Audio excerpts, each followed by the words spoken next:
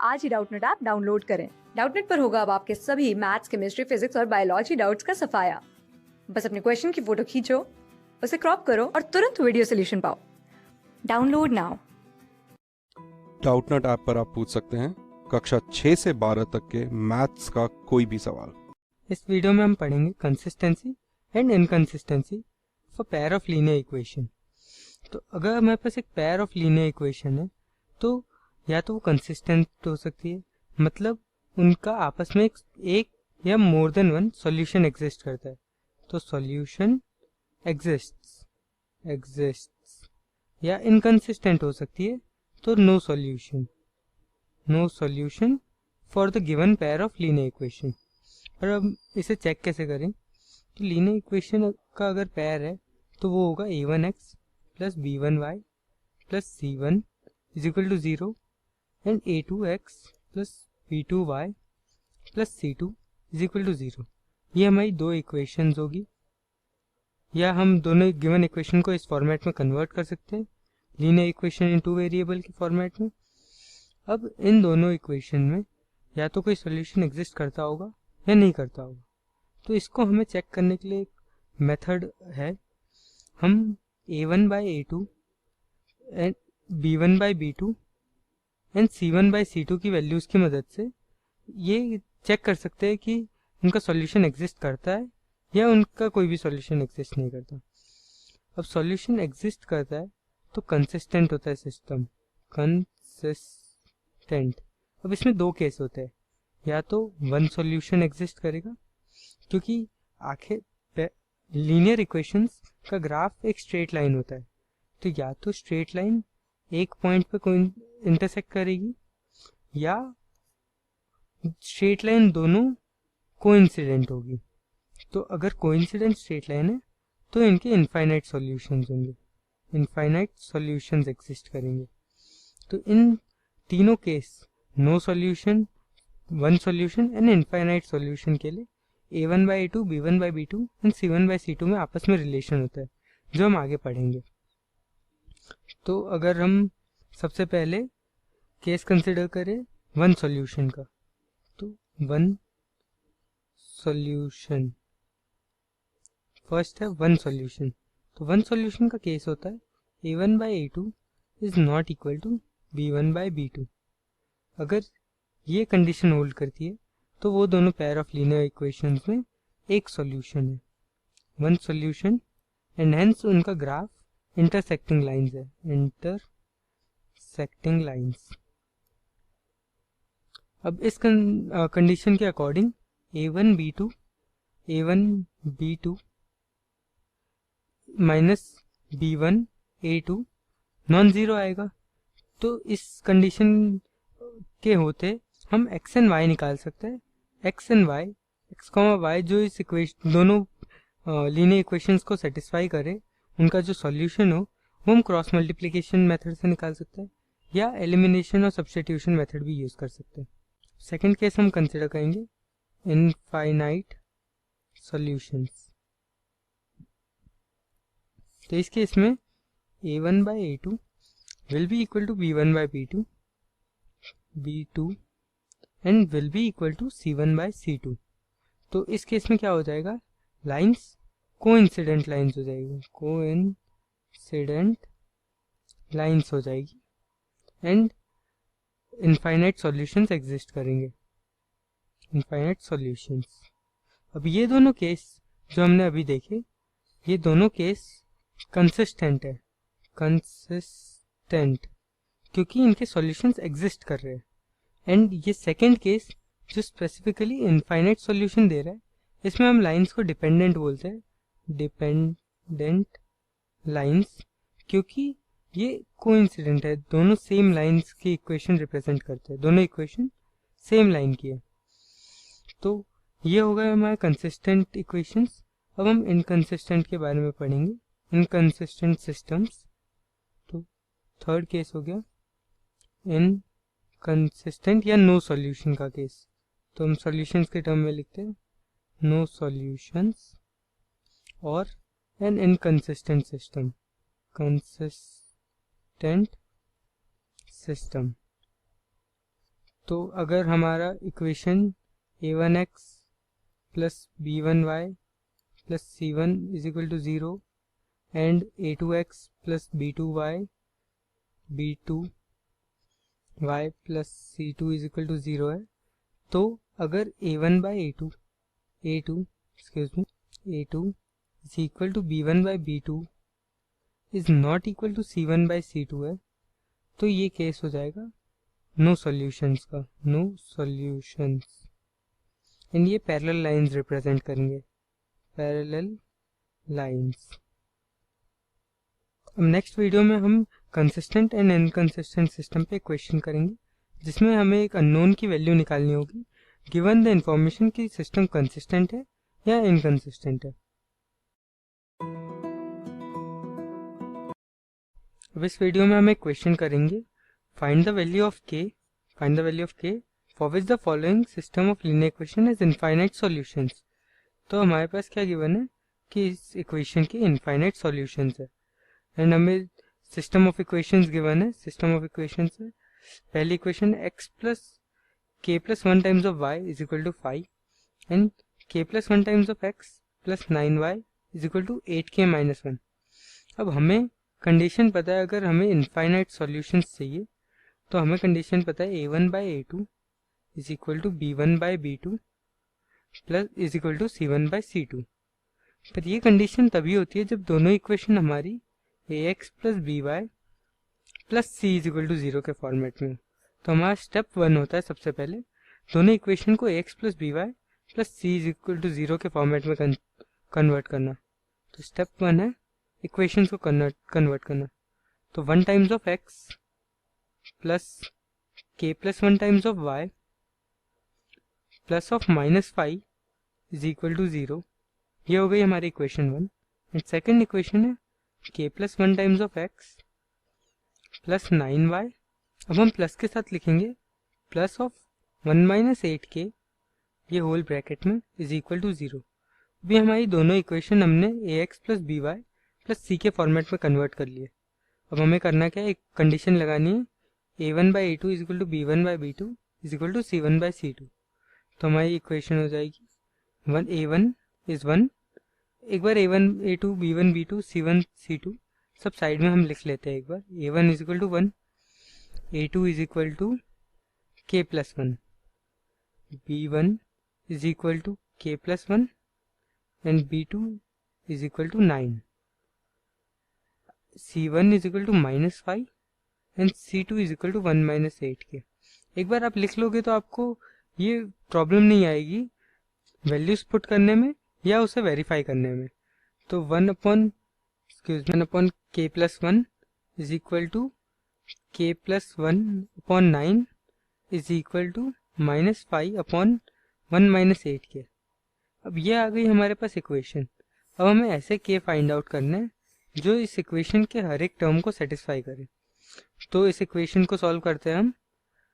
तो अगर हम फर्स्ट एंड सेकंड टर्म को कंसिडर करें, फर्स्ट एंड सेकंड टर्म को कंसिडर करते हैं, तो 1 upon k plus 1 is equal to k plus 1 upon 9। तो इसे क्रॉस मल्टीप्लाई करेंगे तो ये हमारे पास अभी k प्लस 1 हमारे पास डिनोमिनेटर में है एंड 1 माइनस 8k भी हमारे पास डिनोमिनेटर में है। तो हम लिख सकते हैं k plus 1 is not equal to 0, तो k is not equal to minus 1, ये हमारा एक कंडीशन है। And 1 minus 8k is not equal to 0, तो k is not equal to 1 by 8। ये दो हमारी कंडीशंस है जो हमें याद रखनी है। एंड हमारे अगर सॉल्यूशन ये आते हैं इनमें से कोई एक, तो हमें उसे रिजेक्ट करना है, क्योंकि अगर ये वैल्यूज हम एक्सेप्ट करेंगे तो हमारे डिनोमिनेटर यहाँ पे 0 हो जाएगा या यहाँ पे 0 हो जाएगा, जो हम फ्रैक्शंस में कंसिडर नहीं कर सकते। तो अब हमने जब एस्टेब्लिश कर दिया है कि k प्लस 1 0 नहीं है, तो हम इसे क्रॉस मल्टीप्लाई कर सकते हैं। हम लिख सकते हैं k plus 1 whole square is equal to 9। तो अगर हम इसे खोलेंगे तो हमारे पास आ जाएगा mod of k plus 1 is equal to 3। तो हम लिख सकते हैं k plus 1 is equal to 3 और k plus 1 is equal to minus 3। तो हमारे पास k की वैल्यू आ जाएगी 2 और k इज इक्वल टू -4। तो ये हमारी 2k की वैल्यू आ गई फर्स्ट एंड सेकंड इक्वेशन को कंसिडर करने से। पर अब हम इसे थर्ड इक्वेशन के साथ भी वेरीफाई करना पड़ेगा ताकि हमारी ये पूरी इक्वेशन सेटिस्फाई हो। तो हम पहले 1/k+1 की वैल्यू निकाल लेते हैं। तो 1/k+1 की value k is equal to 2 के लिए निकालते हैं। तो k इज इक्वल टू 2 के लिए हम पहले सॉल्व करेंगे। k इज इक्वल टू 2, तो 1/k+1 हो जाएगा 1/3। सेकेंड टर्म थी k+1/9, तो ये हो जाएगा 2+1/9 is equal to 1/3। And third term है -5/1 - 8k, तो इसमें -5/1 - 8 इंटू k 2 है हमारा, तो ये हो जाएगा -5/-15 विच विल बी 1/3। तो अभी k इज इक्वल टू 2 के लिए ये इक्वेशन पूरी सेटिस्फाई हो रही है एंड इसकी वैल्यू आ रही है 1/3। अब सिमिलरली हम k इज इक्वल टू 4 के लिए चेक करेंगे, -4 के लिए। तो k/1/k+1 ये हो जाएगा 1/-4+1 इज इक्वल टू -1/3। दो सॉल्यूशंस भी एग्जिस्ट कर सकते हैं, उसके लिए हमें सारी पॉसिबिलिटी चेक करनी पड़ेगी। k+1/9, तो ये हो जाएगा -4+1/9। ये दोनों तो सेटिस्फाई होंगे ही क्योंकि हमने ये दोनों इक्वेशन की मदद से ही ये सॉल्यूशंस निकाले हैं। तो ये दोनों तो सेटिस्फाई हो गए, वैल्यूज सेम आ गई हमारी -1/3 एंड -1/3। अब हम इसे चेक करेंगे लास्ट टर्म के लिए। तो -5/1 - 8k, तो ये वैल्यू हो जाएगी -5/1 - 8 टाइम्स ऑफ -4, तो ये हो जाएगा -5/1 + 32 which will give -5/33 which is not equal to -1/3। तो इस स्टेप पे हमारी वैल्यूज मैच नहीं कर रहे, तो हम k is equal to -4 value reject कर देंगे। ये हमारा सही आंसर नहीं है, हमारा सिर्फ एक ही आंसर ट्रू है and that is k is equal to 2। Next video में हम क्वेश्चन करेंगे problems based on object and their cost. तो इस वीडियो में हम प्रॉब्लम्स करेंगे based on object and cost. तो हमें इसमें मोटिव क्या होगा, हमें कॉस्ट ऑफ द ऑब्जेक्ट निकालना होगा। तो इस प्रॉब्लम को पढ़ते हैं। From a bus stand in Bangalore if you buy 2 tickets to Malleshwaram and 3 tickets to Yashwantpur, the cost is 46. But if we buy 3 tickets to Malleshwaram and 5 tickets to Yashwantpur, the cost is 74. Find the fares to Malleshwaram and Yashwantpur. अब इस question को start कैसे करेंगे। इस question में हमें दो unknowns पता है। हमें सबसे पहला काम होता है वेरिएबल्स को स्पॉट करना। तो पहला वेरिएबल होगा cost of ticket to Malleshwaram is equal to, इसको हम x बोल देते हैं variable. And similarly cost of ticket to Yeshwantpur, इसको हम y बोल देते हैं। तो ये हमारा पहला काम हो गया, स्टेप 1 कंप्लीट हो गया, that is finding the variable. हमारा वेरिएबल क्या है, हमने उसे स्पॉट कर लिया। सेकंड स्टेप है हमारा step 2, that is forming the equations. तो गिवन डेटा से हमें इक्वेशन फॉर्म करनी है। तो पहली स्टेटमेंट को कंसिडर करते हैं। If you buy 2 tickets to Malleshwaram and 3 tickets to Yeshwantpur, that will be 2 times of x plus 3 times of y. This will cost us 46 rupees. तो 46 हमारी पहली इक्वेशन हो गई। एंड सेकेंड इक्वेशन है 3 tickets to Malleshwaram, 5 tickets to Yeshwantpur, 3x plus 5y is equal to 74। इसकी total cost 74 थी। तो अब हमारे पास यहाँ पे पेयर ऑफ लीनियर इक्वेशन है, pair of linear equation in 2 variables, और वेरिएबल्स सेम है। x का मतलब हमेशा cost of tickets to Malleswaram है, y का मतलब हमेशा cost of ticket to Yeshwanthpur है। तो अब हम इन्हें सॉल्व कर सकते हैं। हमने कुछ मेथड्स पढ़े हैं, पहला मेथड है सब्स्टिट्यूशन मेथड, दूसरा elimination method substitution method, second है एलिमिनेशन, थर्ड मेथड है हमारा क्रॉस मल्टीप्लाई। तो अब तीनों में से कौन सा सिलेक्ट करना होता है उस पर थोड़ी सी बात करते हैं। यूजुअली हम सब्स्टिट्यूशन मेथड तब प्रेफर करते हैं जब दोनों में से कोई एक इक्वेशन ऑफ द फॉर्मेट हो जिससे हम किसी एक वेरिएबल का कोफिशिएंट 1 हो।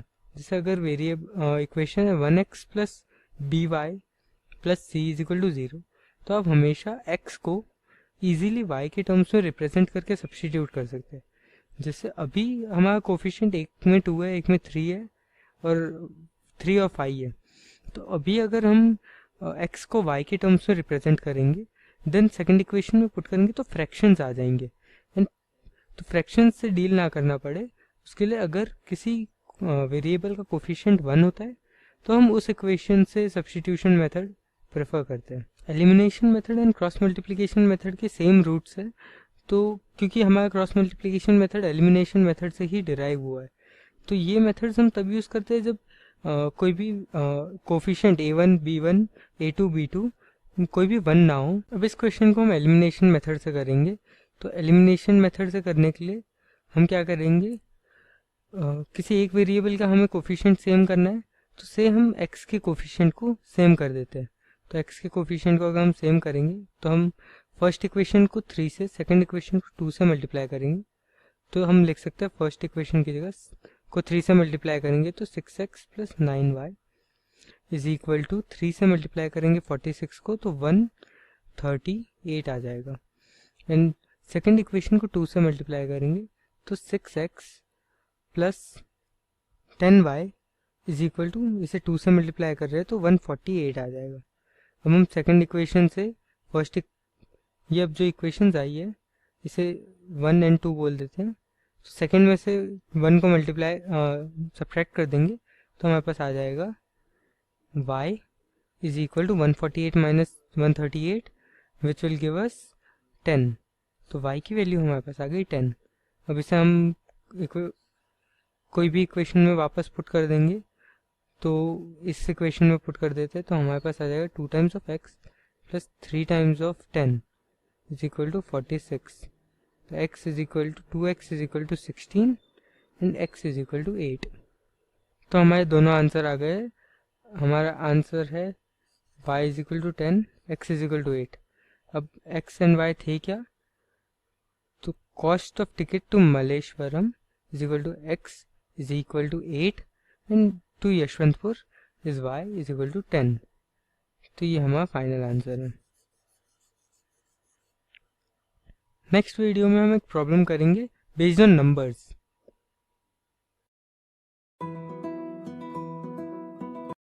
इस वीडियो में हम एक क्वेश्चन करेंगे बेस्ड ऑन नंबर्स। तो क्वेश्चन है sum of a 2 digit number and the number obtained by reversing the digits is 66 and if the digits of the number differ by 2 find the number. तो अब जब भी ऐसे reversing the digits वाले question आते हैं तो हम हमेशा नंबर ऐसा अज्यूम करते हैं, the number is 2 digit number बोला है हमें तो हम x इंटू वाई ये अज्यूम कर लेंगे, क्योंकि हमें ये भी इंफॉर्मेशन गिवन है कि the digits of the number differ by 2। तो हमें ये एक इंफॉर्मेशन है x minus y is equal to 2 और y minus x is equal to 2। ये दोनों केस पॉसिबल है। जैसे केस कंसिडर कर ले 53, तो फर्स्ट केस में आ जाएगा x minus y is 2 and second number consider कर ले 35, तो ये सेकंड केस में आ जाएगा। हमें सिर्फ इतना पता है कि digits of the number differ by 2, तो ये दोनों ही केस हम लेके चलेंगे, पर हम नंबर हमेशा अज्यूम इस तरह से करेंगे। अब इस नंबर की न्यूमेरिकल वैल्यू क्या होगी, 10 into x, 10 times of x plus Y, ये इस नंबर की न्यूमेरिकल वैल्यू है। तो अगर ये स्टेटमेंट हमें फ्रेम करना है, the sum of 2 digit number and the number obtained by reversing the digit is 66, तो इसको x y plus y x is equal to 66 excuse me, हमारे लिए इस इक्वेशन का कोई भी मतलब नहीं है, क्योंकि इस इक्वेशन में डिजिट्स के ऑर्डर का इम्पोर्टेंस है। इसमें x पहले होना एंड y पहले होने में एक सिग्निफिकेंट डिफरेंस है। हम जो इक्वेशंस के साथ काम करते हैं उसमें हम सिर्फ बेसिक ऑपरेटर्स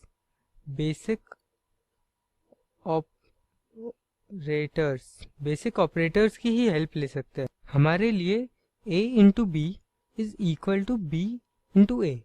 हमारे लिए ए बी और बी ए में कोई भी फर्क नहीं होता। जबकि इस इक्वेशन में अगर हम देखें तो x y and y x का काफ़ी डिफरेंट मतलब है। इसमें अगर x 53 है 2 से, तो ये 35 है।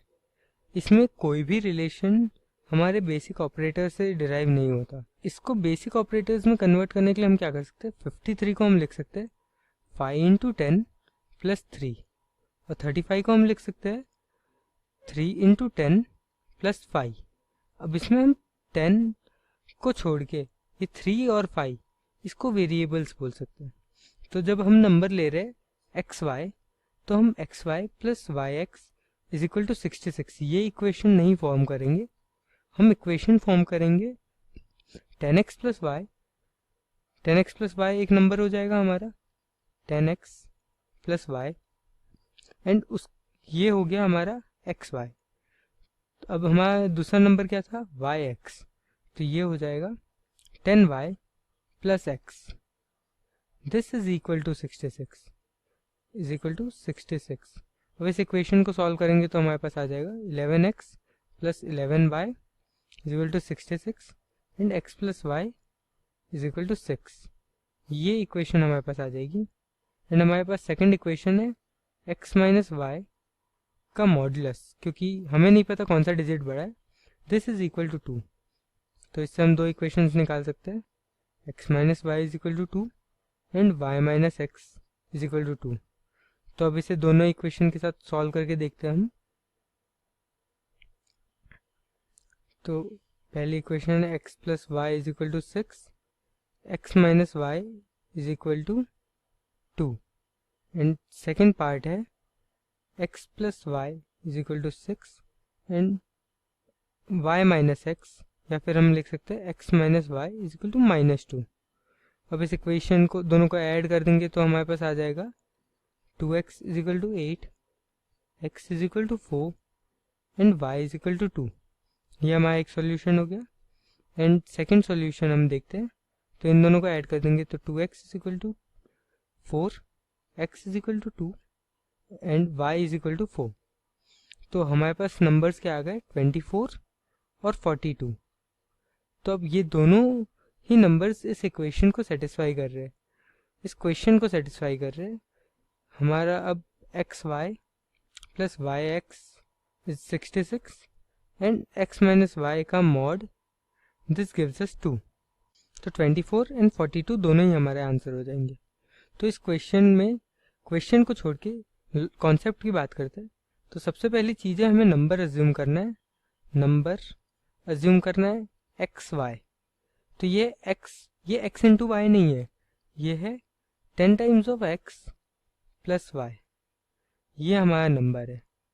तो हमें जब भी sum of a number and its reciprocal, not reciprocal but the number obtained by reversing its digit पूछे, तो हमें 10x plus Y excuse me plus 10y plus x इस फॉर्मेट में हमें इक्वेशन फ्रेम करनी है। ये फर्स्ट पॉइंट हो गया, ये सेकंड पॉइंट हो गया। एंड थर्ड पॉइंट है जब भी हमें difference of the two digits बोले तो हमें मॉडुलस लगाना है, क्योंकि हमारा आंसर स्किप हो सकता था। इस मॉडुलस लगाने के कारण क्या हुआ, difference of the two digit, इसमें कोई भी डिजिट बड़ा हो सकता है। तो इसमें 35 एंड 53 दोनों ही केस कैप्चर हो रहे। अगर हम ये मॉडुलस नहीं लगाते तो हमारा सिर्फ 24 आंसर आता, जबकि 42 भी ये similar conditions, same conditions satisfy करता है। तो ये दोनों ही हमारे आंसर थे। इनमें से कोई भी मिस होगा तो हमारा आंसर गलत हो जाएगा। अब नेक्स्ट वीडियो में हम क्वेश्चन करेंगे बेस्ड ऑन फ्रैक्शंस। इस वीडियो में हम एक क्वेश्चन करेंगे बेस्ड ऑन फ्रैक्शंस। तो पहले प्रॉब्लम स्टेटमेंट पढ़ते हैं। If we add 1 to the numerator and subtract 1 from the denominator, a fraction reduces to 1. It becomes half if we only add 1 to the denominator. तो इस question को approach कैसे करेंगे, हमें फ्रैक्शन निकालना है। इस क्वेश्चन में क्या करना है, व्हाट इज द फ्रैक्शन। तो हम फ्रैक्शन को अज्यूम कर लेते हैं। फ्रैक्शन को अज्यूम करेंगे हम x बाय वाई। अब x एंड y कुछ भी हो सकते हैं। तो अब क्वेश्चन में पहला स्टेटमेंट क्या लिखा हुआ है, if we add 1 to the numerator and subtract 1 from the denominator. तो हम न्यूमरेटर को लिख सकते हैं x प्लस 1 और डिनोमिनेटर को लिख सकते हैं y minus 1। The fraction reduces to 1। ये हमारी हो गई इक्वेशन फर्स्ट, ये हो गई हमारी इक्वेशन फर्स्ट। अब सेकंड क्या दिया हुआ है हमारे पास, it becomes half if we only add 1 to the denominator. x तो था ही न्यूमरेटर में, तो न्यूमरेटर का x और डिनोमिनेटर में हम क्या कर रहे हैं y प्लस 1, तो फ्रैक्शन बन रहा है हाफ। ये हो गई हमारी इक्वेशन 2। अब हमें क्या करना है, हमें इन दोनों x एंड y के इक्वेशंस की मदद से x एंड y निकालना है। तो इसको हम नॉर्मली सॉल्व कर लेते हैं।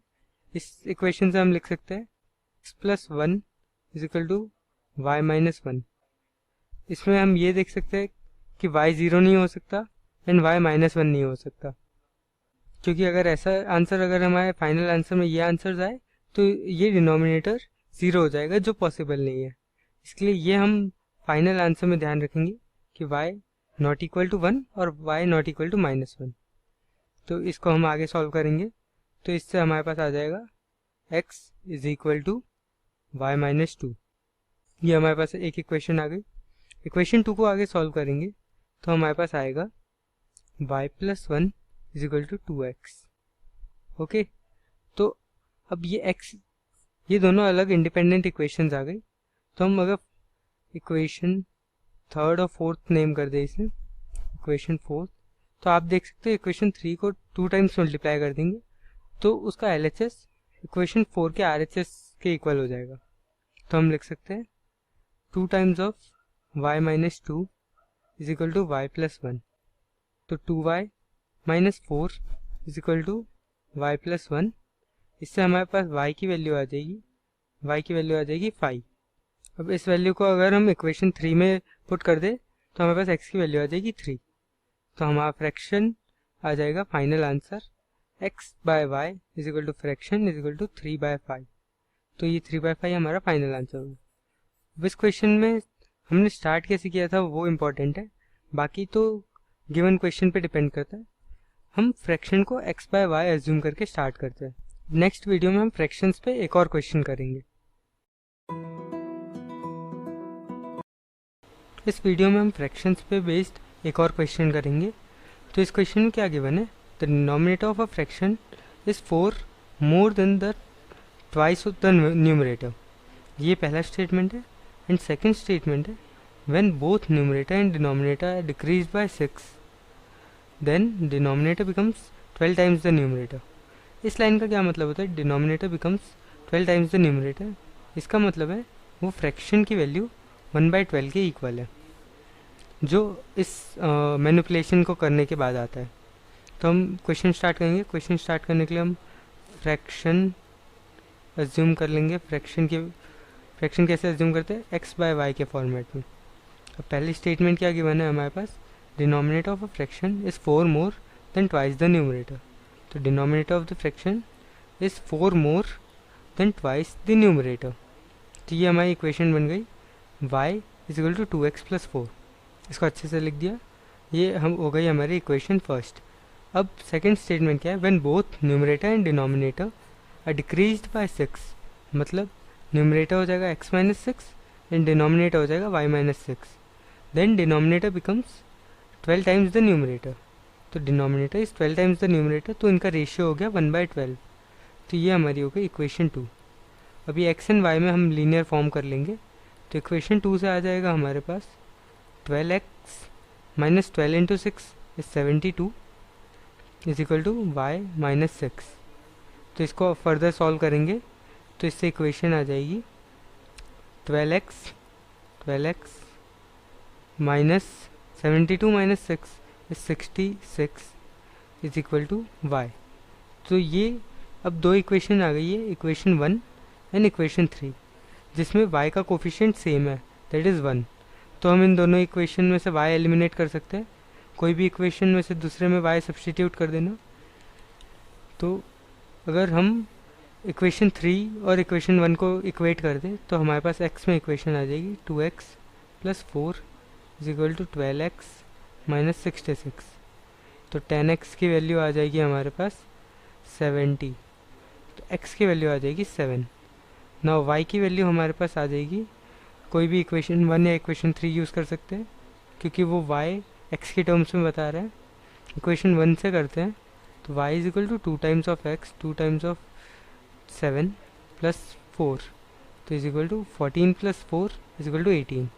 तो हमारा फ्रैक्शन क्या हो गया, x/y, fraction is x/y which is 7/18। तो ये हमारा फाइनल आंसर हो गया, x/y 7/18।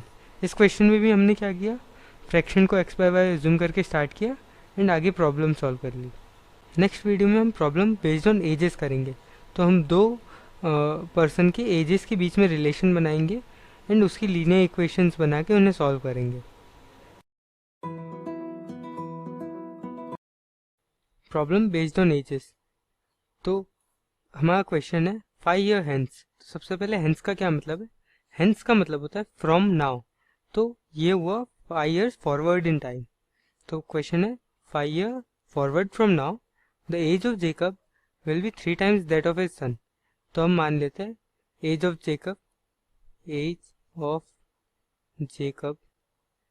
इसको प्रेजेंट एज, ये प्रेजेंट की एज है क्योंकि हमारा आंसर तो प्रेजेंट एज ही निकालना है।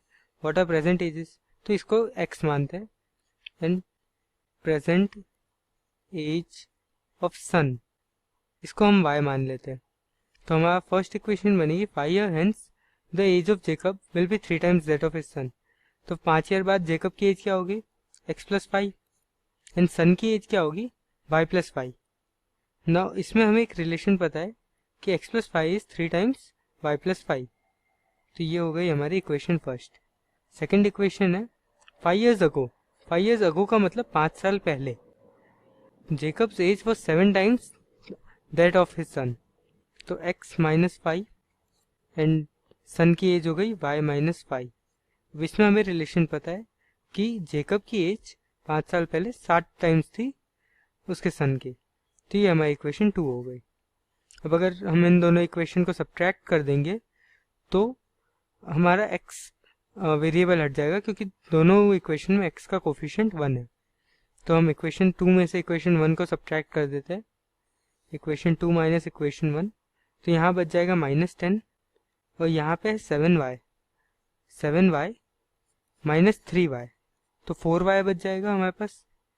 तो यहाँ पे 4y और यहाँ -35 है, -35 - 15, तो ये हो जाएगा -50।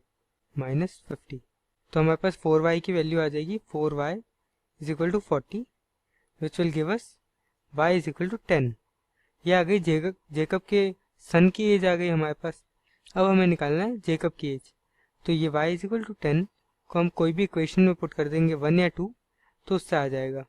हम इक्वेशन 2 में पुट कर देते हैं तो x - 5 this is equal to 7 times of y - 5। 10 - 5 इज 5, तो 35 हो गया ये।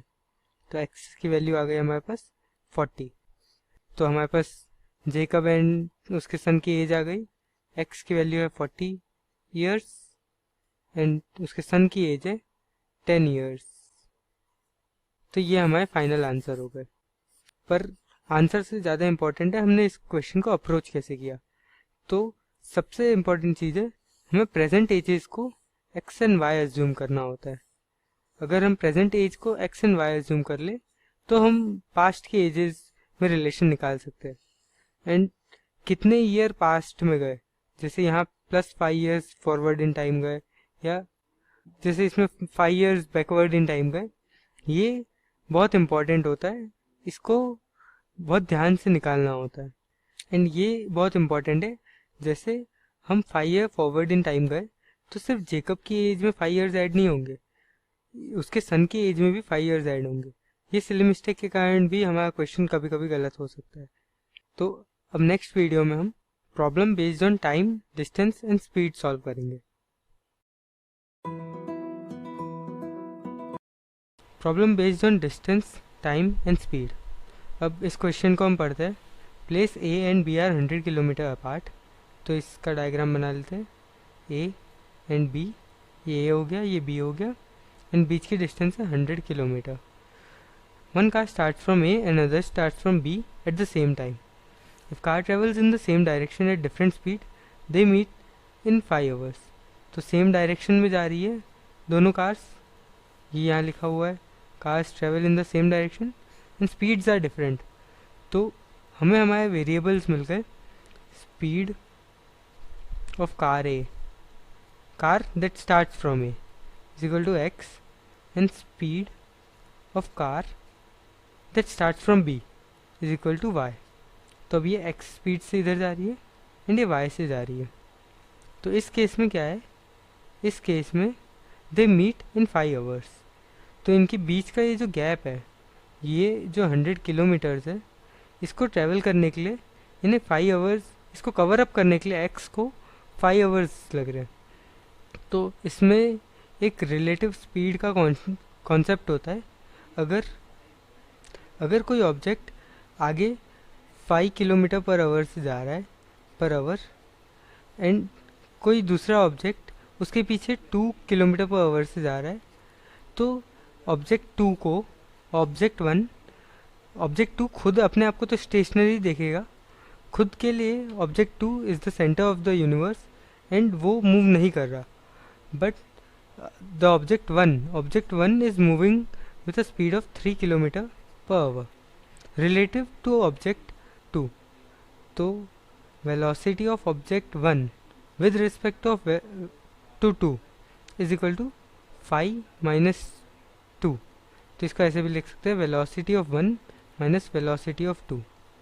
तो ये बहुत इंपॉर्टेंट कॉन्सेप्ट है जो यहाँ पे अभी हाईलाइट कर रहा हूँ मैं। Velocity of 1 with respect to 2 is equal to velocity 1 minus velocity 2, and ये डायरेक्शन के साथ है। अगर हम राइट साइड को अगर पॉजिटिव ले रहे हैं तो ये स्टैंडर्ड हमें दोनों V1 एंड V2 के लिए फॉलो करना पड़ेगा। तो कोई अगर लेफ़्ट साइड ट्रेवल कर रहा है तो उसकी वेलोसिटी नेगेटिव में लेनी पड़ेगी। तो ये एक वेक्टर इक्वेशन है, V1 with respect to 2 is V1 minus V2। इसका हमें यहाँ पे क्या काम पड़ेगा, इसका हमें फर्स्ट इक्वेशन फ्रेम करने में काम होगा। तो हमारी फर्स्ट इक्वेशन कहाँ से आने वाली है, पहली लाइन है, if the car travel in the same direction at different speed they meet in 5 hours. तो सेम डायरेक्शन में जा रहे हैं, तो ये अगर x पॉजिटिव है वेलोसिटी तो y भी पॉजिटिव है, तो दे मीट इन 5 आवर्स। तो इनके बीच की रिलेटिव वेलोसिटी कितनी होगी, तो अब x खुद फास्ट है y से, तो x ये डिस्टेंस कवर अप करेगा, क्योंकि वरना तो ये मीट करेंगी ही नहीं। अगर x स्लो है तो y हमेशा आगे निकल जाएगा। हमें दिया है कि ये 5 आवर्स में मीट कर रहे हैं, तो x फास्ट है, तो x के रिस्पेक्ट में ये डिस्टेंस कितनी स्पीड से कवर हो रही होगी, b y वेलोसिटी से जा रहा है एंड x वेलोसिटी से जा रहा है। तो velocity of b with respect to a will be vb minus va which is y minus x। Now ये नेगेटिव है। अब देख सकते हो कि x ग्रेटर, हमें ये पता है कि x is greater than y, तो ये y माइनस एक्स वाली टर्म नेगेटिव है, मतलब ये डिस्टेंस कवर हो रही है। x स्टेशनरी खड़ा है x के रिलेटिव एंड y उसके तरफ आ रहा है, पीछे तरफ आ रहा है। तो अब हम इक्वेशन लिखेंगे। तो हमें पता है एक और इम्पॉर्टेंट इक्वेशन जो हमें काम आएगी वो है distance is equal to speed into time. तो सिनेरियो 1 में क्या है, केस 1 में A पॉइंट है, B पॉइंट है जहाँ से कार शुरू हो रही है, सेम डायरेक्शन में ट्रैवल कर रहे हैं। तो ये x वेलोसिटी से जा रहा है, ये y वेलोसिटी से जा रहा है। तो velocity of B with respect to A is VB minus VA। तो ये हो जाएगा y माइनस एक्स, ये एक नेगेटिव टर्म है पूरी की पूरी। तो ये A को पीछे आता हुआ दिखेगा B, और इनके बीच की डिस्टेंस है 100 किलोमीटर। तो हम लिख सकते हैं 100 किलोमीटर ट्रैवल करने के लिए, 100 किलोमीटर ट्रैवल करने के लिए स्पीड है y minus x kilometre per our, speed हो गई y minus x kilometre per hour, and time हो गया 5 आवर्स, तो 5 आवर्स। तो हमारे पास इक्वेशन आ जाएगी इससे y minus x is equal to 20। ये हमारी फ्रेम हो गई इक्वेशन 1। तो इसको हाईलाइट कर लेते हैं। अब हम सेकंड इक्वेशन फॉर्म करेंगे। तो सेकंड इक्वेशन पढ़ते हैं, कहाँ से आएगी, if they travel towards each other they meet in 1 hour. तो अब इसको फ्रेम करते हैं। Second case, if they travel towards each other, तो ए एक्स वेलोसिटी से आगे जा रहा है एंड बी वाई वेलोसिटी से पीछे आ रहा है। ओके, एंड डिस्टेंस अभी भी 100 किलोमीटर है। तो हमारी velocity of B with respect to A हो जाएगा वी बी माइनस वी ए।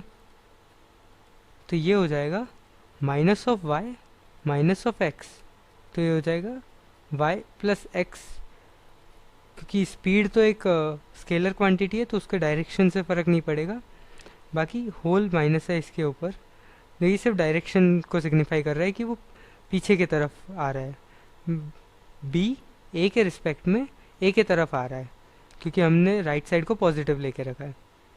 ओके, तो हम इक्वेशन वापस से लिख सकते हैं, distance is equal to speed into time.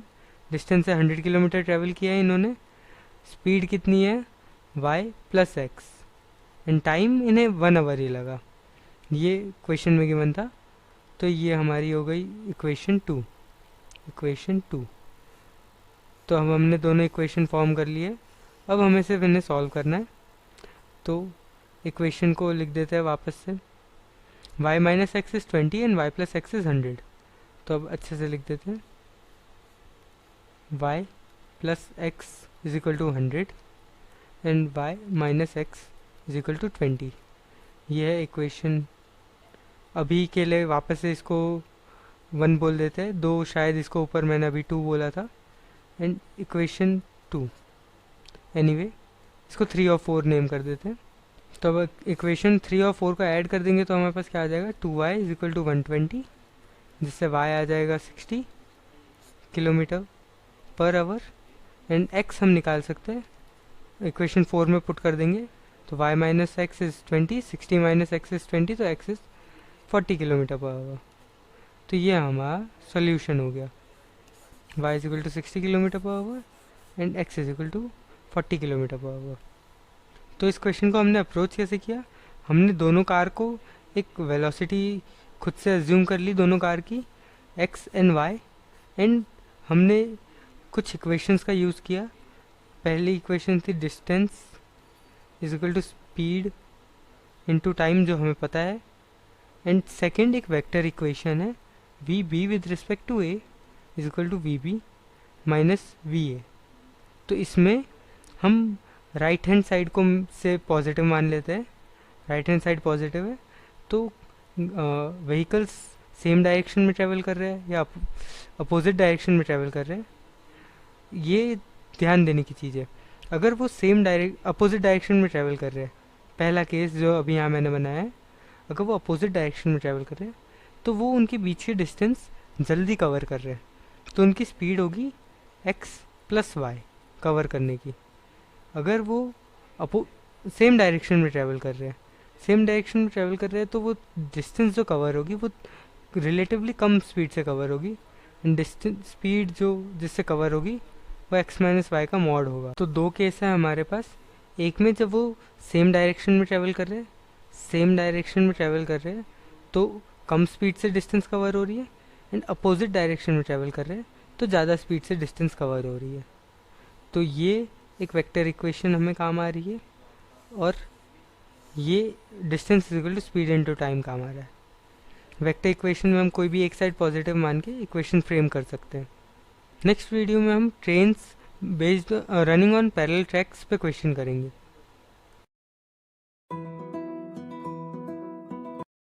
तो इस वीडियो में हम करेंगे problem based on train running on parallel tracks. तो हमारा क्वेश्चन क्या है, 2 trains of length 200 meter and 250 meter run on parallel tracks when they run in the same direction, it will take 25 seconds to cross each other, and when they run in opposite direction, it will take 15 seconds to cross each other. सबसे पहले हम देखेंगे कि cross each other का मतलब क्या होता है। यहाँ दोनों पार्ट में लिखा हुआ है कि हमें कुछ टाइम लग रहा है ट्रेन को क्रॉस करने के लिए, तो दोनों केस में क्रॉस ईच अदर का मतलब देखते हैं। तो इस डायग्राम की मदद से हम समझेंगे। तो दो केस कंसिडर करते हैं। केस 1 जिसमें दोनों ट्रेन्स सेम डायरेक्शन में जा रही है, एंड केस 2 जिसमें अपोजिट डायरेक्शन में जा रही है दोनों ट्रेन्स। तो केस 1 में हमारी x and y velocities same direction में। तो आप देख सकते हैं फ्रॉम द टाइम t1 कौन सा टाइम है जब पहली बार कोई प्लेन दोनों ट्रेन को एक साथ कट कर रहा है, टू द पॉइंट t2 जब लास्ट टाइम कोई प्लेन दोनों ट्रेन्स को एक साथ कट कर रहा है। क्योंकि इस केस में हम कंसिडर करेंगे x is greater than y, वरना पीछे जो ट्रेन है वो कभी y को रीच नहीं कर पाएगी। तो x अगर y से ग्रेटर होगा तो वो y को ओवरटेक कर लेगी। तो from the time when a plane first intersects both of the train to the point when it's the last time a plane can intersect both the trains। तो ये अगर t2 है तो हमें टाइम लग रहा है टू क्रॉस द ट्रेन्स इस t2 माइनस t1। अगर ट्रेन्स अपोजिट डायरेक्शन में जा रही है, इसमें हम लेंगे, इसमें भी डेफिनेशन तो वही रहेगी क्रॉस ईच अदर का। फ्रॉम द टाइम कि एक प्लेन पहली बार दोनों ट्रेन को कट कर सकता है एक साथ, टू द पॉइंट जब वो लास्ट टाइम उन्हें कट कर पाएगा। इस अगर हम पहले टाइम को t1 बोल दें एंड इसको t2 बोल दें, तो the time to cross each other is t2 minus t1। अब इस दोनों केस में फ़र्क क्या है? इस केस में फ़र्क ये है कि इसमें दोनों सेम डायरेक्शन में जा रहे हैं। फर्स्ट केस में दोनों सेम डायरेक्शन में जा रहे हैं, तो इनकी रिलेटिव वेलोसिटी होगी x minus Y.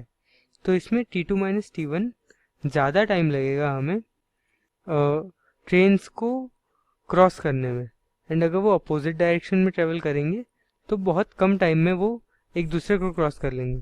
So t2 minus t1 for opposite direction, this is opposite direction, and t2 minus t1 for same direction. तो इसमें अपोजिट डायरेक्शन वाला t2 माइनस t1 कम होगा।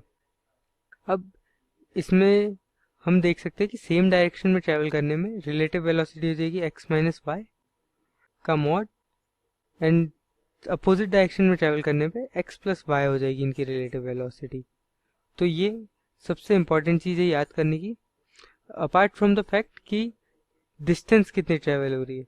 डिस्टेंस हम इस फिगर से निकाल लेंगे, क्योंकि पहले जब ये दोनों ट्रेन्स मीट कर रहे थे, अगर हम सेम डायरेक्शन के फर्स्ट फिगर को देखें एंड सेकंड फिगर को देखें एंड पॉइंट्स कंसिडर करें, जो अगर इस पॉइंट को कंसिडर करें जो अभी मैं ग्रीन में ड्रॉ कर रहा हूँ, ये पॉइंट्स, तो अभी रेड ट्रेन का पॉइंट एंड ग्रीन ट्रेन का पॉइंट पहले 0 डिस्टेंस अपार्ट थे, 0 मीटर अपार्ट थे। अब कितने मीटर अपार्ट हो गए? 200 प्लस 250, तो total distance travel is 450 metres. Similarly अगर हम अपोजिट डायरेक्शन में देखें, अपोजिट डायरेक्शन में अगर हम इन दोनों पॉइंट्स को कंसिडर करें तो पहले ये 0 मीटर अपार्ट थे, and towards the end at time t2 ये दोनों पॉइंट्स ये हो गया 250, ये हो गया 200, तो ये टोटल 450 मीटर अपार्ट है। तो इसमें भी, इस केस में भी टोटल डिस्टेंस ट्रेवल हो जाएगा 450 मीटर। तो जब भी क्रॉस ईच अदर की बात होती है तो टोटल डिस्टेंस ट्रेवल दोनों ट्रेन की लेंथ का समेशन हो जाता है। तो अब क्वेश्चन सॉल्व करने की ट्राई करते हैं। Two trains of length 200 metre and 250 metre run on parallel track, when they run in same direction it take 25 seconds to cross each other. अगर सेम डायरेक्शन में ट्रेवल कर रहे हैं तो इनकी रिलेटिव वेलोसिटी हो जाएगी x माइनस वाई। तो x माइनस वाई की स्पीड से ट्रेवल करते हुए इन्हें 25 सेकेंड्स लग रहे हैं। इसको हम लिख देते हैं मीटर पर सेकेंड में, लिख देते हैं x और y को, x metre per second, y metre per second. तो this is the speed in metre per second. अब इसको टाइम से मल्टीप्लाई कर देते हैं तो 25 seconds this is the distance covered in metre, तो डिस्टेंस कवर्ड इन मीटर हो जाएगा 200 प्लस 250 विच इज 450। तो ये हमारी इक्वेशन 1 हो गई। इसको हम थोड़ा सिंप्लीफाई कर सकते हैं, 450 को 25 से सब डिवाइड कर देते हैं, तो हमारे पास x माइनस वाई आ जाएगा 18। ये इक्वेशन 3 बोल देते हैं, क्योंकि इक्वेशन 2 अभी हम इस सेकेंड स्टेटमेंट से फॉर्म करेंगे। When they run in opposite direction it will take 15 second to cross each other. जब अपोजिट डायरेक्शन में ट्रेवल करते हैं तो इनकी स्पीड ऐड हो जाती है, x plus y into 15 is equal to 450। 450 को 15 से डिवाइड कर देते हैं तो x प्लस वाई हमारे पास आ जाएगा, x plus y is equal to 30। ये हो गया इक्वेशन 2 एंड ये हो गया इक्वेशन 4। तो अब इक्वेशन 3 और 4 को हम सॉल्व कर सकते हैं। 3 और 4 को सॉल्व करेंगे तो हमारे पास आ जाएगा 2x ऐड करने पे 2x is equal to 48, x is equal to 24 and y is equal to 16 metre per second and metre per second. तो ये हमारी दोनों ट्रेन की स्पीड आ गई जो हमें निकालनी थी। अब नेक्स्ट वीडियो में हम रिवर एंड बोट के प्रॉब्लम सॉल्व करेंगे। तो इस वीडियो में हम क्वेश्चंस करेंगे based on river and boat. ये बहुत ही क्लासिकल टाइप की क्वेश्चन है एंड इसको करने के लिए हमें कुछ बेसिक कॉन्सेप्ट्स पता होने चाहिए। तो सबसे पहले कॉन्सेप्ट से शुरू करते हैं। सबसे पहली इक्वेशन हमें पता होनी चाहिए distance is equal to speed into time. ये तो बहुत ही बेसिक थी जो सारी डिस्टेंस स्पीड क्वेश्चंस पे काम आएंगी। अब सेकंड जो रिवर बोट के स्पेसिफिक पॉइंट्स हैं वो शुरू करते हैं। अगर बोट की वेलोसिटी इन स्टिल वाटर, इसको लिख देते हैं, मेंशन कर देते हैं, बोट की velocity in still water is equal to u and river velocity is equal to v। तो बोट की अपस्ट्रीम एंड बोट की डाउनस्ट्रीम वेलोसिटीज क्या हो जाएगी? बोट वेलोसिटी अपस्ट्रीम, इसको रिवर या स्ट्रीम दोनों लिख सकते हैं। वाटर बॉडी की वेलोसिटी है ये, बोट की वेलोसिटी डाउनस्ट्रीम, तो इससे क्या क्या लिख सकते हैं हम? अगर बोट राइट हैंड साइड जा रही है विथ u वेलोसिटी एंड अगर रिवर v वेलोसिटी से पीछे फ्लो कर रही है, तो अभी ये रिवर के लिए अपस्ट्रीम ट्रेवल कर रहे हैं, क्योंकि river left hand side flow कर रही है एंड हमारी बोट राइट हैंड साइड के टुवर्ड्स ट्रेवल कर रही है, तो ये अपस्ट्रीम ट्रेवल कर रही है। इस केस में बोट को रेजिस्टेंस मिलेगा। अगर पानी आपके अपोजिट फ्लो करता है तो आपको स्विम करना हार्ड होता है। तो इस केस में बोट की net velocity with respect to ground, ये विद रिस्पेक्ट टू ग्राउंड है। ओके, ये दोनों वेलोसिटीज जो हम निकालेंगे, तो अपस्ट्रीम वेलोसिटी कम हो जाएगी, बोट को रेजिस्टेंस मिलेगा, तो ये हो जाएगी u माइनस वी। अगर इस केस में v u से बड़ा हुआ, मतलब रिवर वेलोसिटी बोट की वेलोसिटी इन स्टिल वाटर से ज़्यादा है, तो बोट अपस्ट्रीम जा ही नहीं पाएगी, वो रिवर के साथ ही डाउनस्ट्रीम फ्लो करने लगेगी। एंड ये केस हम नहीं लेते, हम ये हमेशा मानते हैं कि u is greater than v, तभी हम अपस्ट्रीम ट्रेवल कर पाएंगे। अब बोट की वेलोसिटी डाउनस्ट्रीम, अगर रिवर लेफ्ट साइड फ्लो कर रही है एंड हमारी बोट भी लेफ्ट साइड फ्लो करना शुरू कर दे, लेफ्ट साइड हम चलाए, तो रिवर बोट को हेल्प करेगी। अगर आप फ्लो के डायरेक्शन में स्विम करते हो तो आपको स्विम करना आसान होता है, तो बोट की स्पीड बढ़ जाएगी और बोट की net speed with respect to ground हो जाएगी u प्लस वी। तो ये कॉन्सेप्ट है जो हमें पता होना चाहिए। पहले distance is equal to speed into time, and second boat की अगर वेलोसिटी स्टिल वाटर में u गिवन है एंड स्ट्रीम की वेलोसिटी v गिवन है, then upstream velocity u minus v होती है and downstream velocity u plus v होती है।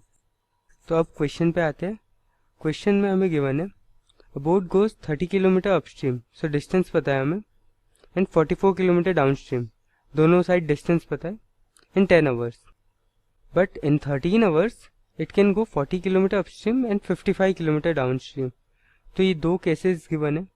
हम मान लेते हैं बोट की velocity in still water is u and river velocity is v. तो ये हमारे दो वेरिएबल्स हो गए. u एंड v हमारे दो वेरिएबल्स हैं जो हमें नहीं पता. Determine the speed of the stream that is v and that of boat in still water that is u. तो ये हमारे दोनों वेरिएबल्स हो गए. अब क्वेश्चन फ्रेम करते हैं, इक्वेशंस फ्रेम करते हैं. तो स्टेप 1 में हम एक बार वेरिएबल डिफाइन कर देते हैं. तो स्पीड ऑफ स्ट्रीम, इसको हम v बोल देंगे. And speed of boat, speed of boat in still water, इसको हम u बोल देंगे. क्वेश्चन में किलोमीटर एंड आवर में काम कर रहे हैं तो इनको भी हम किलोमीटर पर आवर लिख देंगे. यूनिट्स हमेशा हमें लिखनी होती है वरना हमारे मार्क्स कट सकते हैं. अब नेक्स्ट इक्वेशन फ्रेम करते हैं. Boat goes 30 kilometre upstream and 44 kilometre downstream in 10 hours. तो हमें लिखना है, हमें टाइम पता है 10, तो हमें इक्वेशन पता है distance is equal to speed into time. तो इस इक्वेशन से हम लिख सकते हैं time is equal to distance by speed, distance upon speed. ये हम लिख सकते हैं. तो अब हमें पता है कि अपस्ट्रीम जाने का टाइम प्लस डाउनस्ट्रीम जाने का टाइम दोनों मिला के 10 आवर्स है. तो इससे इक्वेशन फ्रेम कर सकते हैं हम 10 hours is equal to upstream जाने का time 30 kilometre is the distance upon 30 kilometre upon speed. Upstream की स्पीड क्या होती है, हमने ये याद किया था. अपस्ट्रीम की स्पीड होती है u minus v and downstream की स्पीड होती है u प्लस वी. तो अब इस पे हम u माइनस वी लिख देंगे, u minus v kilometre per hour plus 44 kilometre downstream भी गए, 44 kilometre upon u plus v. अब डाउनस्ट्रीम जाने की स्पीड से डिवाइड करेंगे. ये डिस्टेंस, जो डिस्टेंस ट्रेवल हो रही है उसी की स्पीड से डिवाइड करना है हमें. तो किलोमीटर पर आवर. तो ये हमारी इक्वेशन बन गई. तो ये हमारी फर्स्ट इक्वेशन है. सेकंड इक्वेशन हम सेकंड स्टेटमेंट से फ्रेम करेंगे. उसमें हमें गिवन है कि 13 आवर्स उसे लग रहे हैं. 13 आवर्स में 40 kilometre upstream and 55 kilometre downstream जा रहे हैं हम. तो उस इक्वेशन को फ्रेम कर लेते हैं. 13 hours is used in going 40 kilometre upstream. Upstream की वेलोसिटी कितनी थी, u minus v and plus 55 kilometre downstream, तो u प्लस वी. तो अब u एंड v में हमारे पास दो इक्वेशन आ गए. तो अब ये दो इक्वेशन है एंड दो ही अननोन है. तो हम इसे लीनियर इक्वेशन इनटू वेरिएबल की तरह सॉल्व कर सकते हैं. अब इससे लीनियर इक्वेशन फ्रेम करते हैं. पर अब हम इन दोनों इक्वेशन में देख सकते हैं अगर हम इन्हें डायरेक्टली डिनोमिनेटर सेम करके सॉल्व करने की ट्राई करें तो हमारे पास इक्वेशन आ जाएगी. से फर्स्ट इक्वेशन के लिए हम लिखते हैं तो हमारे पास आ जाएगा 10 times of u minus v into u plus v is equal to 30 times of u plus v plus 44 times of u minus v. ये आप कैलकुलेट सॉल्व करके देख सकते हैं. पर इसमें आप देख सकते हैं ये वाली जो टर्म है u minus v u into u plus v, ये हमारी लीनियर इसके कारण अब ये हमारी linear equation in two variable नहीं बन सकती. हम इस टर्म को तो सॉल्व करके ax plus B y form कर सकते हैं. पर ये जो टर्म है ये c इंटू एक्स वाई लिखा हुआ है. इसके कारण हमें इस इक्वेशन को ट्रांसफॉर्म करके सॉल्व करना पड़ेगा, ये दोनों इक्वेशन को. तो हम इसमें ट्रांसफॉर्मेशन यूज कर सकते हैं, इन्हें रिड्यूस कर सकते हैं लीनियर इक्वेशन के फॉर्मेट में. ये हमने पढ़ा है कैसे करते हैं.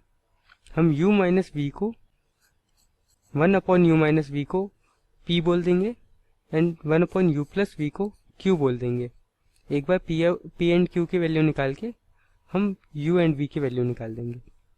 तो हम इसको लिखते हैं.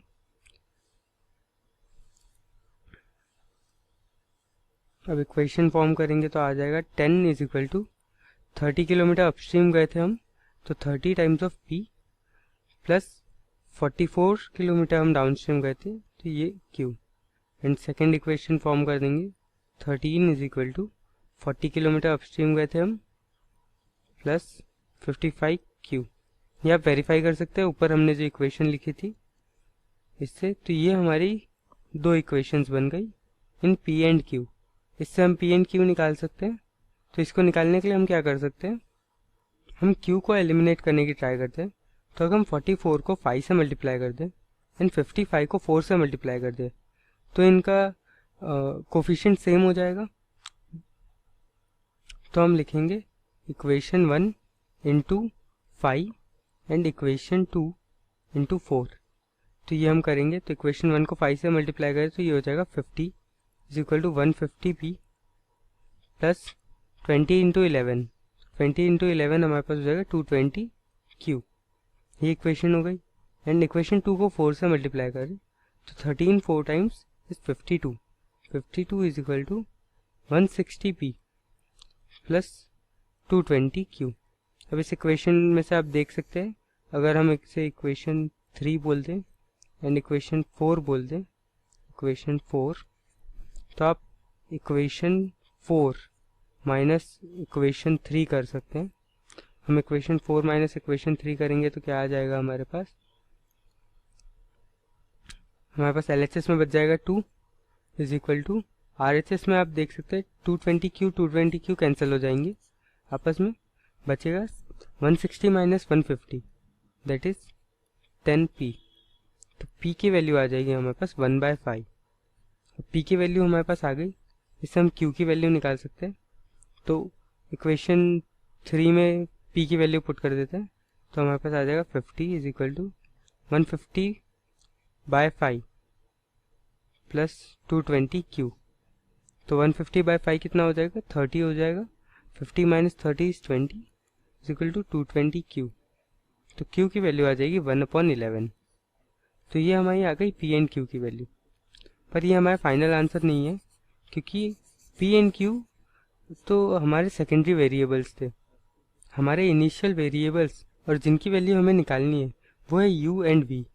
तो p एंड q की मदद से u एंड v में अभी लीनियर इक्वेशंस बनेगी। तो p is equal to 1/u minus v is equal to 1/5 and q is equal to 1/u plus v is equal to 1/11। तो हमारे पास इक्वेशन आ जाएगी u minus v is equal to 5 and u plus v is equal to 11। तो इन दोनों equation को अगर हम ऐड कर दें, इसको ऐड कर दें हम दोनों इक्वेशन को, तो हमारे पास आ जाएगी 2u is equal to 16 and u is equal to 8 kilometre per hour. u 8 kilometre per hour आ गया। इससे हम v की वैल्यू निकाल सकते हैं। u माइनस v इज 5, तो 8 माइनस v इज 5, तो v आ जाएगा हमारे पास 3 किलोमीटर पर आवर। तो ये हमारे फाइनल आंसर आ गए। तो अब इस क्वेश्चन की बेसिक अप्रोच को डिस्कस करते हैं। इस क्वेश्चन को हमने स्टार्ट कैसे किया था। इस क्वेश्चन का स्टेप 1 होता है, step 1, assume velocity of river or stream, velocity of river or stream STREAM as v, and this is capital V, so velocity, and velocity of boat in still water is equal to small u। ये दोनों small v and small u है। And इसके बाद step 2 क्या है हमारा, step 2 लिखते हैं हम। स्टेप 2, इस स्टेप में हमने क्या किया था, इक्वेशंस फ्रेम की थी हमने। Frame equations in time. In time से हमारा क्या मतलब है, हमने time is equal to distance excuse me upon speed ये रिलेशन यूज करके हमने इक्वेशन जो लिखी थी वो टाइम में लिखी थी। हमने लिखा था 10 hours is equal to 30 kilometre upon u minus v plus whole plus 44 kilometre upon u plus v. मतलब ये हमने इक्वेशन टाइम के टर्म्स में लिखी थी, इस इक्वेशन की यूनिट आवर्स थी। तो हम इक्वेशंस फॉर्म कर लेंगे एंड स्टेप 3 है, जो भी हमारी इक्वेशन बनी उन्हें रिड्यूस करना है हमें लीनियर इक्वेशन के फॉर्म में। तो step 3, reduce equations to linear equations. जो इक्वेशन आएगी u minus v and u plus v के फॉर्म में आएगी, तो उससे वो हम सॉल्व नहीं कर सकते, तो उसके लिए इन्हें रिड्यूस करना पड़ेगा लीनियर इक्वेशंस में। स्टेप 4 है, from value of p and q, from p and q find u and v। तो इस स्टेप पे हमारा क्वेश्चन एंड हो जाएगा। नेक्स्ट वीडियो में हम प्रॉब्लम बेस्ड ऑन जियोमेट्री करेंगे। इस वीडियो में हम प्रॉब्लम शुरू करेंगे बेस्ड ऑन जियोमेट्री। जियोमेट्री के क्वेश्चन करने से पहले हमें कुछ बेसिक कॉन्सेप्ट्स पता होना चाहिए।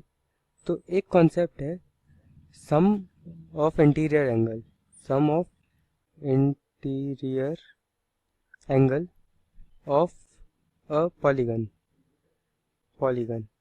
So if there is a n-sided polygon, तो पॉलीगन n-sided है, n-sided, तो हमें ये पता होता है कि sum of interior angles is equal to 180 times 180 degree into n-2।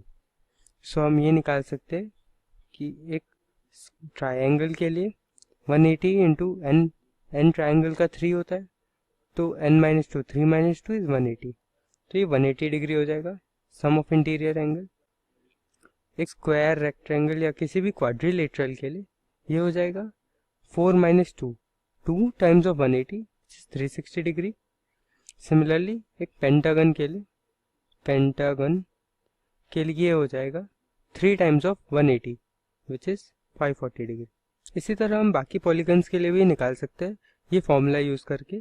180 into n-2 ये हो जाएगा sum of interior angles of a n-साइडेड पॉलीगन। ऐसी ही कुछ और प्रॉपर्टीज भी है जो हमें याद होनी चाहिए, वो पॉलीगन टू पॉलीगन डिफर करेगी। जैसे एक स्क्वायर, रेक्टेंगल या कोई भी पैरेललोग्राम के लिए आप ये प्रॉपर्टी यूज कर सकते हैं कि अगर दो पैरेलल लाइंस है एंड कोई तीसरी लाइन इसे कट कर रही है, एक्सक्यूज मी, तो इस केस में ये एंगल अगर थीटा है एंड ये एंगल फाई है, तो theta plus phi is equal to 180 degree. ऐसी और भी शेप स्पेसिफिक ज्योमेट्रिक प्रॉपर्टीज होती है जो आपको याद होनी चाहिए। जैसे अगर इक्विलेटरल ट्राइंगल गिवन है तो उसके सारे साइड्स इक्वल होंगे, आइसोस्केल्स ट्राइंगल में 2 साइड इक्वल होंगे एंड उनके करस्पॉन्डिंग जो एंगल्स होंगे अपोजिट वो इक्वल होंगे। तो ये सारी प्रॉपर्टीज के लिए आप अपने जियोमेट्री के लेसन्स एक बार वापस रिवाइज कर सकते हैं ये टॉपिक शुरू करने से पहले। तो अब वापस क्वेश्चन पे आते हैं। क्वेश्चन गिवन है in triangle ABC angle C is equal to 3 times angle B and 2 times of angle A plus B। अब हम क्या करेंगे, एक बार तो फिगर बना लेंगे एंड एंगल A इस एंगल को थीटा बोल देंगे एंड एंगल B इस एंगल को फाई बोल देंगे। तो हमें पता है angle A plus angle B plus angle C is equal to 180 degree, क्योंकि ये सम ऑफ इंटीरियर एंगल्स है, सम ऑफ इंटीरियर एंगल्स। तो ये हमारे पास आ गया, इसे हम एंगल C लिख सकते हैं। Angle C is equal to 180 degree minus angle B A plus B, and A को हमने थीटा बोल दिया एंड B को हमने फाई बोल दिया। तो ये हमारा एंगल C की इक्वेशन आ गई थीटा एंड फाई के टर्म्स में। तो अब हमें पता है angle A is theta, angle B is phi and angle C is 180 minus theta minus phi. तो अब तीनों एंगल हमारे दो वेरिएबल्स के टर्म में आ गए एंड दोनों वेरिएबल है थीटा एंड फाई। तो अब इक्वेशन फ्रेम करते हैं। हमें पता है angle C is 3 times angle B, तो इसको हम लिख सकते हैं एंगल C तो 180 minus theta minus phi, this is equal to 3 times of 3 times of angle B, angle B is 5। Okay, तो ये हमारी इक्वेशन 1 हो गई। इक्वेशन 2 फ्रेम हम करेंगे, angle C is equal to 2 times of angle A plus B, तो 180 minus theta minus 5, this is equal to 2 times of theta plus 5, excuse me, theta. तो ये हमारी इक्वेशन 2 हो गई। अब ये दोनों इक्वेशन हमें सॉल्व करनी है। तो अगर इक्वेशन 1 में से हम इक्वेशन 2 को सब्ट्रैक्ट करते हैं तो हमारे पास आ जाएगा, या हम इक्वेट कर देते हैं इक्वेशन 1 एंड इक्वेशन 2 को, तो हमारे पास 3 is equal to 2 times of theta plus 5 आ जाएगा। तो 2 5 सब्ट्रैक्ट कर देंगे 3 5 में से, तो 5 is equal to 2 times of theta आ जाएगा हमारे पास, एक्सक्यूज मी, थीटा। ये हमारे पास कहाँ से आई ये information, equating equation 1 and equation 2 क्योंकि उनके LHS सेम थे, सेम LHS, इसलिए इक्वेट कर सकते थे हम। तो हमारे पास एक इन्फॉर्मेशन आ गई है, 5 is equal to 2 times of theta. अब इसको हम इक्वेशन 1 में पुट कर देते हैं, तो 180 माइनस थीटा को हम थीटा ही रहने देते हैं, 5 को हम लिख सकते हैं 2 5 5 को हम लिख सकते हैं 2 थीटा, तो 2 थीटा लिख दिया हमने, दिस इज इक्वल टू 3 5। अब 5 को हम वापस 2 थीटा लिख सकते हैं, तो 2 थीटा। तो हमारी इक्वेशन बन गई 180 minus 3 theta is equal to 6 theta. तो theta 9 theta is equal to 180 आ गया हमारे पास, 9 theta 9 times of theta is equal to 180 degree. तो इस स्टेप से हम निकाल सकते हैं theta is equal to 180 by 9 is 20 degrees. Theta की वैल्यू हमारे पास आ गई 20 डिग्रीज। एंड हमें ये रिलेशन पता है, हमने इक्वेशन 1 एंड 2 को इक्वेट करके निकाली थी। तो 5 is equal to 2 theta, 5 is equal to 2 theta is equal to 2 into 20 degrees which is 40 degrees. तो हमारे पास थीटा एंड 5 आ गए। तो ये हो गए, थीटा हमारा एंगल ए था, तो angle A is equal to 20 degrees, angle B is equal to 40 degrees. And हमें ये इक्वेशन पता है, angle A plus angle B plus angle C is equal to 180 degrees. तो इसमें हम लिख सकते हैं 20 degree plus 40 degree plus angle C is equal to 180 degree. तो एंगल सी हम लिख सकते हैं 120 डिग्री।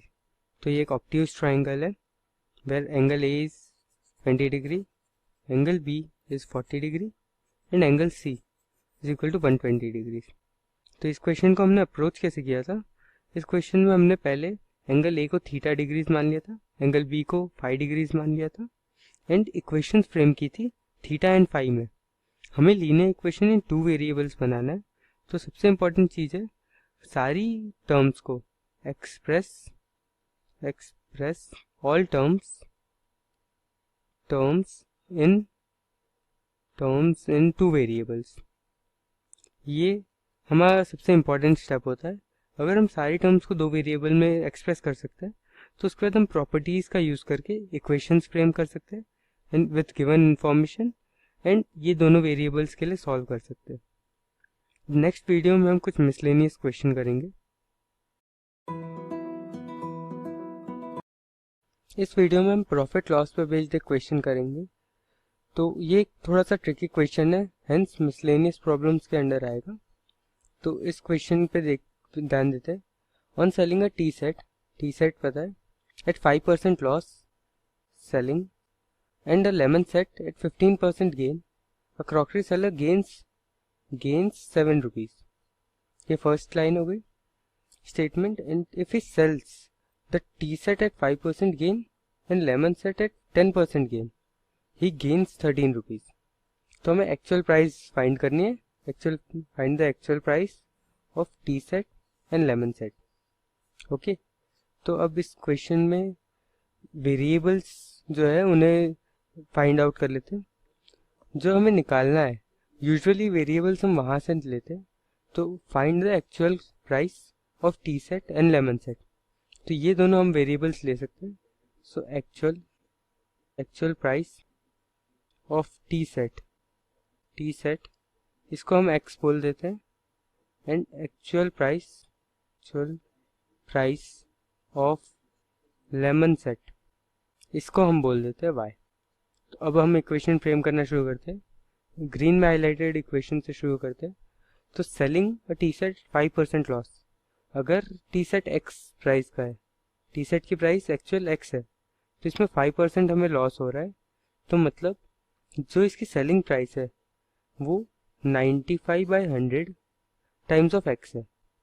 5% लॉस का मतलब क्या हुआ? अगर इसकी प्राइस एक्चुअल x है तो हमारी सेलिंग प्राइस है x minus 5% of x, 5% of x। तो ये हो जाएगा 5% ब्रैकेट में x। 5% को हम ऐसे लिख सकते हैं कि 5/100, तो x minus 5/100 times of x, तो ये हो गया 95/100 टाइम्स ऑफ x।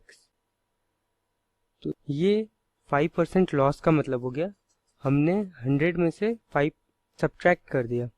अगर हमें से अगले पार्ट में 15% गेन गिवन है, इस पार्ट में 15% गेन गिवन है, तो हम क्या करेंगे, 100 में 15 ऐड कर देंगे। तो 100 plus 15 upon 100 this times of y, इतने पे सेल किया, तो ये हो जाएगा 115/100 टाइम्स ऑफ y। तो इससे हम फॉर्मुलेट कर सकते हैं, अगर actual price x and y है तो सेलिंग प्राइस हम निकाल सकते हैं। से सिर्फ x के लिए लिखते हैं, अगर हम लिखते हैं a परसेंट गेन हो रहा है तो उसको लिख सकते हैं हम 100 plus a upon 100 times of actual price that is x। और अगर b% लॉस हो रहा है, b% लॉस हो रहा है, इसमें लॉस, तो इसको हम लिख सकते हैं 100 minus b upon 100 times of x, where x is equal to initial price, और इसको लिख सकते हैं एक्चुअल प्राइस, एंड ये दोनों हमारे हो जाएंगे सेलिंग प्राइसेस। तो अब क्वेश्चन पे जाते हैं। क्वेश्चन को देखेंगे तो क्वेश्चन में गिवन है टी सेट हम 5% लॉस पे बेच रहे हैं एंड लेमन सेट 15% लॉस पे बेच रहे हैं, तो हम 7 रुपीज गेन कर रहे हैं। ओके, तो हम लिख सकते हैं इक्वेशन, टी सेट की प्राइस x थी, हम 5% लॉस में बेच रहे हैं, तो टी सेट की प्राइस सेलिंग प्राइस हो जाएगी 95/100 टाइम्स ऑफ x, प्लस हम 15% गेन में बेच रहे हैं लेमन सेट को, तो ये हो जाएगा 115/100 टाइम्स ऑफ y। ये प्राइसेस पे सेल करने पे हमें प्रॉफिट हो रहा है, तो प्लस 7। अब हमारे LHS में क्या लिखा हुआ है? ये LHS में लिखा हुआ है सेलिंग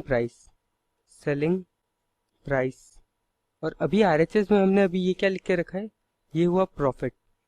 पर हमें पता है सेलिंग प्राइस माइनस करेंगे अगर हम एक्चुअल प्राइस, तो आएगा प्रॉफिट। तो अभी हमें एक्चुअल प्राइस ऐड करना पड़ेगा RHS में, तो हम RHS में एक्चुअल प्राइस ऐड कर देते हैं हमारी इक्वेशन में, तो प्लस x प्लस y। तो ये हमारी टोटल इक्वेशन हो गई जो ग्रीन में हाईलाइट कर रहा हूँ मैं।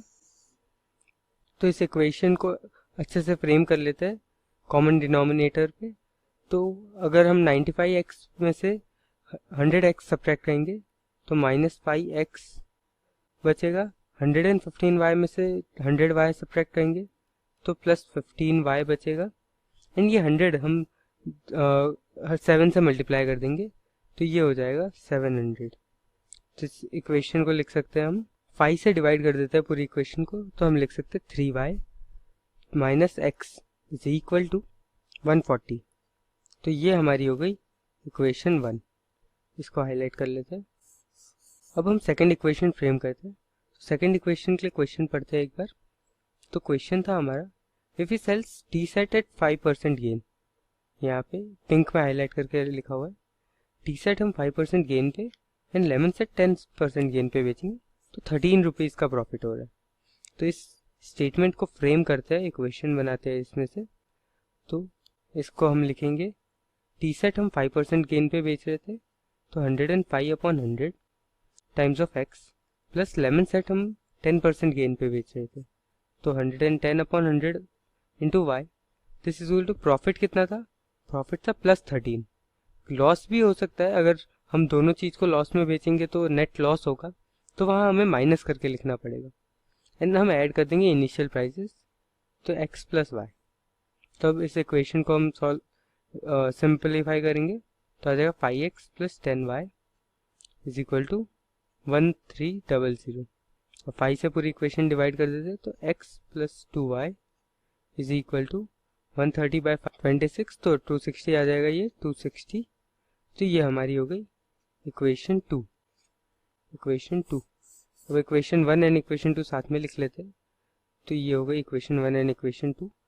अब हम देख सकते हैं अगर हम इक्वेशन 1 एंड इक्वेशन 2 को ऐड कर देंगे तो x कैंसिल आउट हो जाएगा, क्योंकि हमारे इक्वेशन 1 में -x है एंड इक्वेशन 2 में +x है। तो ये हम कर देते हैं इक्वेशन 1 प्लस इक्वेशन 2। तो इससे हमारे पास आ जाएगा 5y = 140 + 260 हो जाएगा 400। तो y की वैल्यू हमारे पास आ जाएगी 80 रुपीज़। तो y हमारे पास आ गया 400। अब इसको हम इक्वेशन 1 में पुट कर देते हैं, तो 3 × 80 -x = 140। तो 3 × 80 होता है 240, 240 - x = 140, तो x की वैल्यू आ जाएगी हमारे पास 100 रुपीज़, आ जाएगा हमारे पास 100। तो ये हमारे फाइनल आंसर हो गए x एंड y की value, which are the price of tea set and lemon set respectively. x is the price of tea set and y is the price of lemon set. इस question को भी हमने approach कैसे किया, इस question में भी हमने सबसे पहले वेरिएबल्स डिफाइन किए। सबसे पहले वेरिएबल्स डिफाइन करके उसके बाद उन वेरिएबल्स के टर्म में इक्वेशन फ्रेम की। लीनियर इक्वेशन फ्रेम करने के बाद हमने उन्हें सॉल्व किया एंड वेरिएबल्स की वैल्यू निकाल ली। क्लास 6 से 12 से लेके नीट, IIT, JEE मेंस और एडवांस के लेवल तक 10 मिलियन से ज्यादा स्टूडेंट्स का भरोसा। आज ही डाउनलोड करें डाउटनेट ऐप या व्हाट्सएप कीजिए अपने डाउट्स 8400 400 400 पर।